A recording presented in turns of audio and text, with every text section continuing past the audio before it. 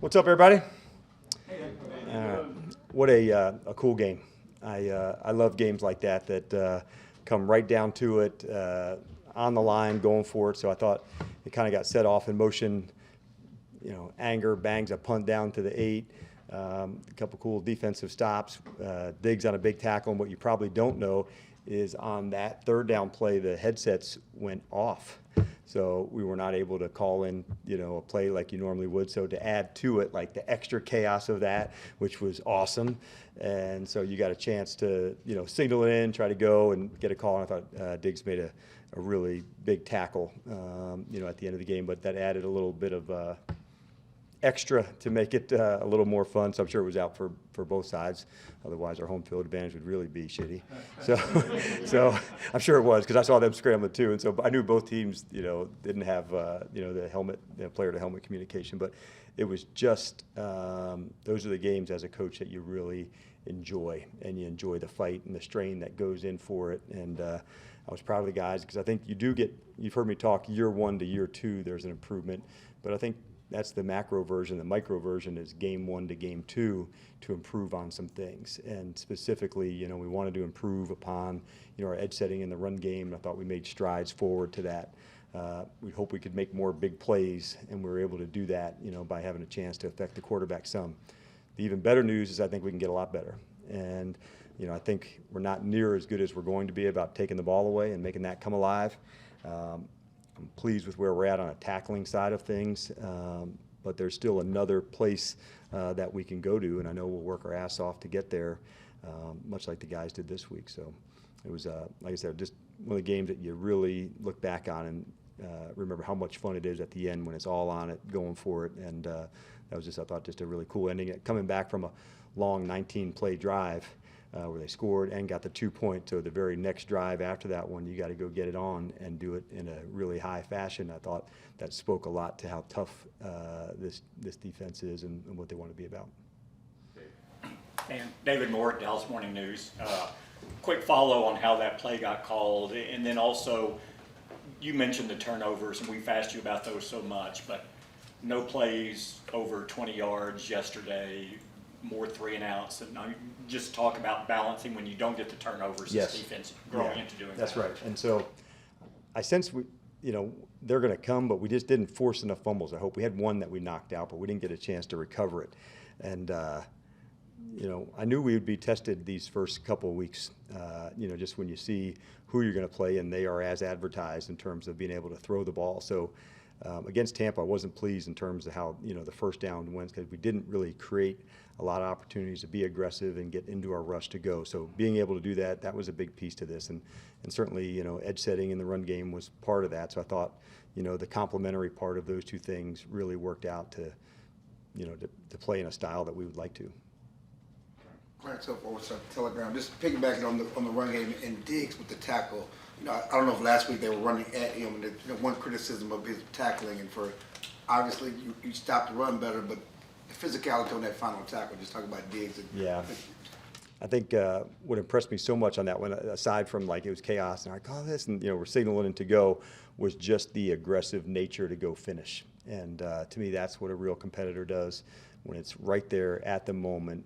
How are you going to go get it on? And so I thought for him, because I think it was maybe like 3rd and 3 or 4. It was a shorter distance. So in that space, there is no room to give. And so you got to go and, defend them and play it. So I thought that was one of my favorite plays of the game.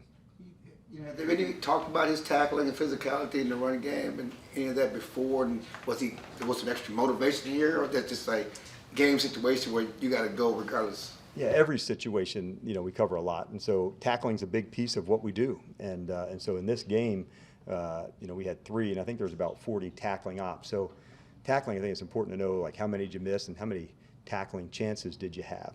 And so it's one that we work on hard to make sure that part of our game comes to life. So when we're going through it, whether it's on the edge, in the perimeter, in line, we do a number of different types of tackles. And I think it's one of those things like that you always work on. That you're never there. And different players have different styles. And we'll have another one coming up here in New York that has a pretty good style as a runner. And, I thought last week, with Mixon and certainly with Chase after the catch, he had shown to be, very physical with the ball. So I thought, those were things that but we highlight during the week. Say, man, this is how low you have to tackle. This is, what we have to get done. So I was pleased to see that. Dan Todd, Sure. ESPN. You Sure. can go. I'll go after you. No, that's all right. Yeah, sure. Dan Jory, Epstein, Yahoo Sports. Micah had 2 sacks each of the games. They didn't come from the same techniques, positions, etc. Can you talk about the versatility and the ways he's gone about rushing and how you guys work to plan those opportunities? Well, I could say first we'll start, it's almost like a game by game, Jory, in terms of how, we want to deploy not just him, but all the guys and how to feature them. And you probably saw Barr into some spaces this week where he was on the end of the line, and so we hadn't shown that as much, but that's something as we've gotten to know Anthony. I can't use initials anymore, too many ABs, and so there's little AB and big AB, but him being on the end of the line and providing some of that too, that's another tool for us to have. And so certain times we'll feature him, down, and then, other games, more at linebacker. And I think it really just depends on the matchup of how we want to go feature it. And so with the firepower they had, it seemed like that was the best way to go, in this last game. And one more, the 2 unnecessary roughness penalties. Can you talk through, I guess, what the teaching points are there? And I know we talk about combative penalties versus pre-snap. Yeah, it's a great question, and one that's it can be hard to understand because it's so close. I think on the first one with Barr, you may have thought the quarterback was diving, and that's one way to give yourself up, but actually he had gotten his leg or foot clipped, and he was actually being tackled. So he was not giving himself up on the play, and so that can be a challenging one as a defender to say, hey, I want to come up and make the collision. You want to make sure when not just the quarterback, but anybody, the head and neck area on the way down, that's not a safe tackle. That's not what we teach. The one on Wilson seemed, to me, like there was, how do we know when to, back out at the last second? And that takes time and practice, and it's hard to practice that because we certainly don't want to get near the quarterbacks here. So we have to come up with ways to try to drill that. And I'm closing the distance, and then when the guy goes down, how do I back off so I don't get the foul? Because a UNR for 15, when you have somebody stopped, is a tough foul. And so it was one I looked at a number of times today to say, okay, how can we teach this, show it, to find a way to drill it, because it's challenging for the guys. You're not exactly sure how close you are to a first down when the guy's running. Well, I don't have to hit him. He's still 3 yards away. Like there's other 300-pounders trying to kill you. You're not thinking about, I got time to back off here. Like it doesn't work like that. So the quarterback in the room probably feels otherwise. But I would say it's challenging, and he certainly doesn't get the same protection that Burrow gets. So that's a whole nother topic we'll get onto later. So, but that, Todd, I'm glad to open up to yours. But I don't have a real grasp on it yet, other than just teaching it off the film. The ones from the preseason that Sam had, I could see because there was a duck of a helmet into a contact. The one with the slide has been more challenging for us. Todd. Can you walk us through that last play? Like, Sure. What's the protocol you have when the headsets go out? Did someone get a call, or did the player make a call? The coach-to-coach ones still worked. Okay. So it wasn't, and if that had happened, on the field, the guys would have made the call. So this was specifically helmet, my communication to the helmet got clicked off. Usually it's a lower number, and for whatever reason, it just got higher. So when you hit it and there's nothing in return, it's not working. And so we just called the signal, called it coach to coach, and then they signaled it in to the guys. But it was definitely later than normal. But I saw either them looking to their sideline, so I knew something was up on both ends, because why was the quarterback going over to get a play? And so I knew both teams were being affected by that. Who signals it in for you guys from the sideline? All the coaches were. All the coaches do their Yeah. own? Okay. Well, yeah, for that call, they were, just pulling it out we don't use them all the time. So all of a sudden, everybody was, making sure everybody had the call. So players, coaches, everybody's kind of all hands on deck at that point to make sure they got the right. It was the right call, and so and all 11 played the same call, which is totally another topic and one that you never want to happen, because that'll make you look real shitty. So it's but game on the line, kind of like a good, little adversity moment. Hey, this is going to happen some, and I thought. Malik just did a fantastic job the whole game. His communication, his leading, he and Donovan really stood out to me as exceptional plays in the game. I thought Donovan's always physical. We could probably you could write that in your notes for next week as well. But it came alive to me in this game. There was a couple screens, a couple hits that it just feels so natural to his instincts and the way he plays. So I was very happy to see that. Hey DQ, Patrick Walker, DallasCowboys.com. Can you talk a little bit about the depth that you guys have at the edge? You lose a guy like Basham to IR, but then you see a career day from Dorrance Armstrong. Sam Williams got a TFL impact game from Dante Fowler. How do you guys feel about that? I think this is a deep crew, and we've said that early. And sometimes that can be tough for some of the guys who aren't getting as much play time as they would like. And at the end of it, in the locker room, it's sharing that moment with everybody, and certainly seeing those guys all do it together. I think it speaks to the depth of the group and the unselfish nature that it takes. And you hear their comments together. You got it. Keep going. Like they're not, what about me, or where's my turn? And that's not easy at any level. But in professional, it can be even tougher because there's contractual stuff and all sorts of things that go into that. So to see so much unselfish play from a really deep crew, I think that speaks a lot to what the locker room stands for and what they're about. Michael Gelkins, Dallas Morning News. A couple quick more on the headset situation. I don't want to get people in trouble here, so let's make sure. All right. But it definitely happened. All right. So What do you think it says about your defense, and I suppose the team, but the defense, that you can have a communications failure but not a failure to communicate? I think expect those moments to happen, and so there's times at training camp where, Mike would say, all right, no headsets are out. And so the contingency planning that comes from that is for this moment. It could have been like you're trying to get an out-of-bounds play, and the guy didn't get out of bounds. You got to get back on the ball to go. We had a play like that in Minnesota last year. So you're near the end of the game, and Minnesota was throwing a sideline play, and little AB made a really good tackle on the sideline to keep it in bounds. The clock's running, so Minnesota has to get back on as fast as they can just to get a play off to try to give themselves a chance. And so what gets triggered in there is not even, a call from me. It's from the sideline, like, hey, it's 911. And so the call goes in that quickly. And so putting yourself into that moment, expecting that there's going to be some adversity that comes along, it was good. So it was chaotic, but I knew we would get the call in. And it looked like, when reviewing it, Trayvon was kind of running into the picture a little bit late toward the bunch. Probably because of the call. Yeah. Okay.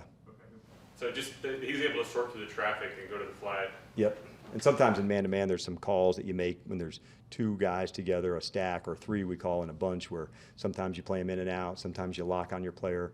In that instance, when it's going fast, it's generally a time to lock and play. But matching up on the right guy at the right time, that's to me the most critical part. So in the moment it feels stressful, but knowing that you've been through those, I think it kind of speaks to being together for a longer period of time. And I would say last year at this moment, we would not have been able to execute it that quickly. And so that's a good feeling to know that, Malik knew he didn't have me, so he goes to a call. And sometimes in practice, I'll do that where I don't give them a call. And so they just have to make the one that I would do in this check. So, somebody's on the ball and I don't give them a call. And so they're looking over to me and they don't have one. I'm like, yeah, I know, this is that time. So that's, an example of how we would try to plan for when some of those moments happen. Babe Loffmer, Dallas Cowboys Radio Network, unrelated but related, and then I will have a question. You know the story about Bill Parcells accusing Bill Walsh of cutting the Sure, a phones little out. gamesmanship. So that there's scripted plays he couldn't adjust. Those two would definitely, I've heard some stuff, but that sounds about right. You obviously have a lot on your plate in the booth, but do you have to guard against just watching Mike? He's so dynamic over there. Just peeking in and just seeing what he's doing. Yeah, I think a lot of times my eyes, go towards the D-line anyway, or the front seven based on a call that I may have. So depending on the call, it could be at a different spot. So usually when a big splash play comes, I see that. And he's made some really remarkable plays just with his speed and quickness to go. And so I love that he can finish. And a lot of guys have speed to go to one spot, but he knows how to finish. And I think that's a really important quality of any playmaker. Piggybacking on Mike, you seen a guy start this fast, you have it going this well so early, and what does it open up for other guys? I know they're tailoring their defense. I think one time they had 3 people, somebody tipped it and doubled him. What does that open up for the other guys? Yeah, I think it kind of goes in the whole context of how things go, where some of the disguise helps, in terms of how the secondary and the safeties are aligning and playing to make the quarterback just have to make it an extra count. And so I thought that, along with, different guys and rush patterns to go. And so you've seen us play. We're not always in traditional alignment. Sometimes the defensive tackles are out at defensive ends, so they can get chipped. Please don't tell the defensive tackles that. We've not shared that with them. We put the D ends inside, and so we just like to try to find matchups, for people to put them into different spots. And so if you're always, what I do know is if you're always in the same spot, there's a likelihood that they know where to go to put someone for extra help. But if you do move that person around from inside to outside to backer, it can make it much more challenging. So the extra stress goes onto the players around the front 7 because they have to do other jobs. And so that kind of versatility takes time and practice. Mike said that you used Micah primarily at rush in this game? This game we did, This game? Yes. Any temptation to keep him there? On passes, so I think there's temptation there because he's had, success doing that, but he's also a really good linebacker too. And he can make plays, off the ball that, may not add up into some of the spaces, but having the ability just to say he's not always where you're supposed to be, I think adds value to it. But there's definitely games where he'll be featured more on the line of scrimmage, whether it's as a linebacker or an end, more than others. Calvin Watkins, Dallas Morning News. Player Barr and Vanovich, how does that impact Micah? Because it seems that they're playing pretty well right now. Yeah, and also Curse, being out where he plays a lot of positions, and J.K. is really valuable as he plays safety, he plays nickel, he plays linebacker. So all of that adds into inside with these 2 veteran guys. They can really control the front. And the more I'm around Anthony, the more unique things that he has, whether it's to rush or to cover. And I thought Leighton has just been exceptional this entire camp. His tackling, the speed, his instinct. So I thought he is off to a really fast start. So having those 2 together, I can give them a call. Got it. We know where you're at. And so it does add a layer of, let's say, comfort, that you have to say, hey, these are 2 veteran guys that have seen a lot, and they're able to direct the traffic, so to speak, down, and allows, us to move Micah around them too. Your thoughts on how much tape you've seen of Barkley, but it seems as if he's finally healthy and he's moving around a little bit. Yeah, that's what I've heard. I haven't been able to see firsthand yet, but I've got all the respect in the world on him. He's a big guy who can play fast and spin and change directions. He's got great hands, and so yeah, he's an exceptional player. So we'll be looking forward to the challenge, but he is a challenge. Dan, disappointed to lose Ridgeway? Yes, absolutely. I really, have a lot of belief in John, and I think he'll do great. I really do. He's tough, he's strong, and that's kind of the consequences when you have a big, deep crew. But John has all the traits, of a really good nose tackle in our league, and I think he'll do fantastic. I'm bummed that he's not here, but we'll definitely keep tabs with him and make sure we're always support him. Skyler Dixon with the AP. You talk a lot about there's a lot to improve on, but what's the psyche after you hold a Brady offense and a Burrow offense to a 1 touchdown apiece in the first 2 weeks? Yeah, we don't spend a lot of time kind of talking about what was then. I think what I'd love to see for us is, how do we get to the ball more? How do we create more takeaways? Because I think we have the speed to do that. And so if we can put ourselves in position to make some plays on the ball, I think those are some game changers. And so we're going to work our ass off to do that. But we knew these first 2 weeks was going to be a test based on who the quarterbacks were, and they have been. different guys to guard. The quarterback can sometimes throw the ball in just such a place that the only person that can get it did. And I think that was an example. The long pass to Julio against Tampa in the 2 minute before the half, I thought sometimes you just say you tip the hat and you keep on moving. And there was also a good throw to Evans, I thought, on the touchdown pass in last week's game. On this one, on the touchdown pass, there's time and he moved it around to go. So I'd like to get that one cleaned up and get better at it.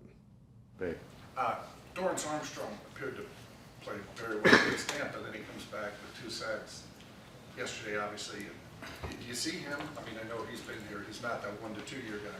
Yes. Do you see his game taking a jump? And they were just different games, weren't they, between Tampa and here? One was what I thought was going to be a drop-back game, and it wasn't. And one that I thought they'd have some runs, and they did, but would feature more drop-back, and it was. I'm talking about yesterday. And so having the ability to let some of the guys get rolling onto their rushes, I thought we were ready for that style 2 weeks ago. It just didn't play out that way, and that's how it goes, when you're into game one and different game plans to go. And so in this one, we were able to do that a little bit more. Kind of the score was flipped, and so the game played out differently. And so I think anytime you go into it, like one thing you can expect is that it's not going to be exactly like you had it in the meeting rooms to go, hey, this is how this game's going to flow and this game's going to play out. And so when it got right down to the end, I thought that's why I loved the ending of that game so many times. But getting back to your initial question, I was really pleased with DA. Last week I thought he was really square and strong in the run game, but this week you got to see him rush more. And having a couple sacks to knock him, on first down, that's a big play. And then you get into 2nd and 10s and 15s and longers. It's way more fun to call defense in those down and distances, as you can imagine. What do you like about safeties being the play caller? That's a good question. I guess I would, my first one would be they probably don't rotate as much, and so it can be a little more challenging if you had somebody that was moving around. And so last year we had more movement at linebacker, and so that was my first experience of having a safety do it. And the things that I like about it, he's able to get some of the information to the other DBs more quickly. I would say the negative of it is he's not next to the defensive line who could use some of the communication. So there's probably pros and cons to both, but I would say it's easy access to the other safety, to the other corner, and usually that's what a lot of the alerts are for. That's not all the way true, but above all, whether it's safety or linebacker, you better be somebody that can communicate and pass this message along. Like, raise your hand if you heard me. Okay, I got it. So, like, you don't get the feedback on the other side of it, so you want to make sure the guys are going. And the crew that we have now, even if it went down the line, are exceptional communicators. Curse and Hooker and Van Der Esch and Barr all are equipped to do that job and would be the next. Each game you have 3 that you're allowed, and so that would be our order. So can you talk about the play of, Anthony Brown, the cornerbacks? I mean, you guys kept those dangerous receivers, without making a big play. And I know we talk a lot about Curse, we talked a lot about Diggs, and certainly we talked about the pass rush, but the corners and Anthony Brown had a strong game. Yeah, he certainly did. And double moves, staying on top. Going into a game, you certainly have, hey, these are the things we have to get done. And, staying on top of their receiver, because Higgins has been exceptional at the deep balls as well. So that's why I thought, going into this game, that was a number one top of the pile of being on top of 85-1 just because of the production they've had. It's interesting. Sometimes you'd see Chase stack somebody and get behind him, and you'd see Higgins up high going, for a jump ball and winning due to his size and his length. So it wasn't just, hey, stay on top. It was you had to fight through with Higgins and you had to be on top of Chase. So their different styles were good, but it kind of speaks to like how accurate the quarterback was to throw a certain fade ball to this player and a different one over to the other side. So that was a real challenge. And when you see somebody on TV or okay, they're good, but when you dig in on the tape, that's when you really know. And they definitely earned our respect, in our preparation process. Both those guys can really play. Okay. I'll wrap it up. All right, you guys have a good one. All right, see you.